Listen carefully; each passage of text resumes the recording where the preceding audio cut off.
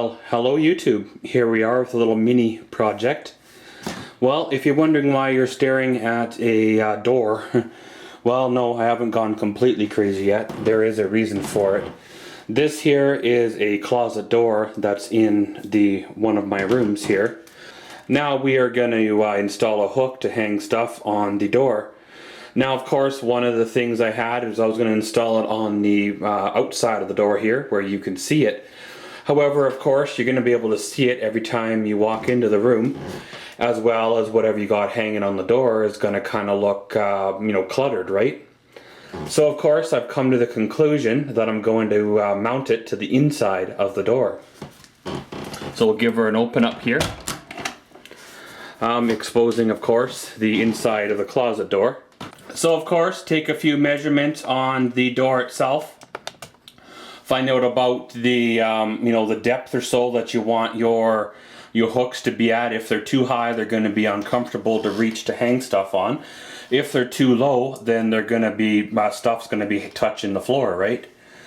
Now, if you have an older home, then this shouldn't be that hard to mount on the door. If you have a newer home, then chances are you have the new style hollow core doors, which basically means that if you put anything heavy on your hooks, they're going to pull out and you'll have a great big nasty mess on your door. Well, of course, being this is an older home, we do have these semi-solid core doors. They're not as solid or old school as the old ones, but they're still good enough. The new ones will be hollower, made out of like a pressboard type of material that doesn't take much to put holes in them. So of course these hooks that we are installing, I'm going to mount them kind of somewhere right about in there. They are the Bulldog hardware brand, a division of Newell Rubbermaid from Memphis, Tennessee. Of course fabricated in Thailand, but pretty much what is made locally anymore, right? Now I was gonna make my own, dig out my router, get a nice piece of pine, router a nice edge to her, and of course, stain her or paint it or so to match the surrounding areas. However, this here was on a sale at our hardware store for like $6.97, and I figured, well, hey, by the time you dug out your router and bought the stain or the paint and put your time and labor into it, you really can't build it for that, right?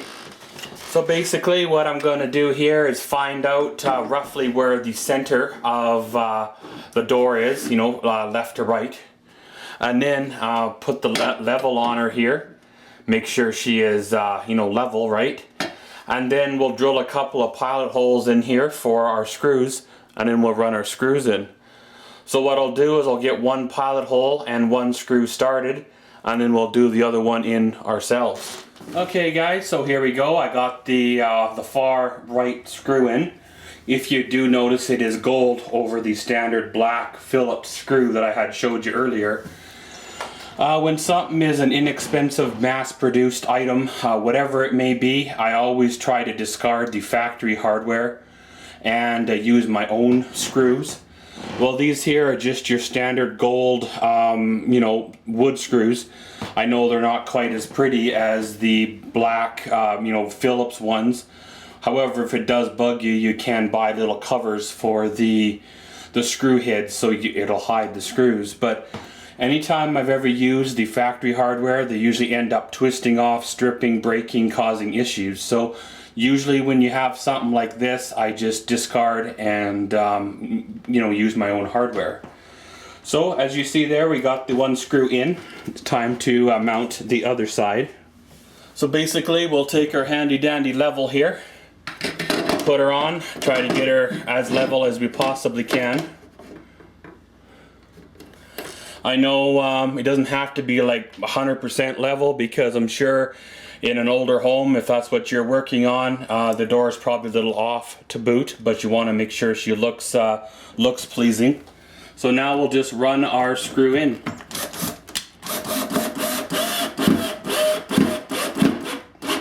And yes guys, I did pre-drill that hole the first time, just to make sure we didn't have any issues there with the wood splitting or anything like that. So now guys, she's mounted up there. You could hang anything you want on there. If you want to put coats up there, hats up there, handcuffs up there, you're pretty much good to go. You can use this in a bedroom, bathroom, entranceway. Heck, you can even put this in your garage to put shop coats on if you want. But guys, here we are. We got the little mini project complete. So now we're good to go to move on to the next one. So as always, thanks for watching Maxwell's World. Comment, subscribe, and enjoy.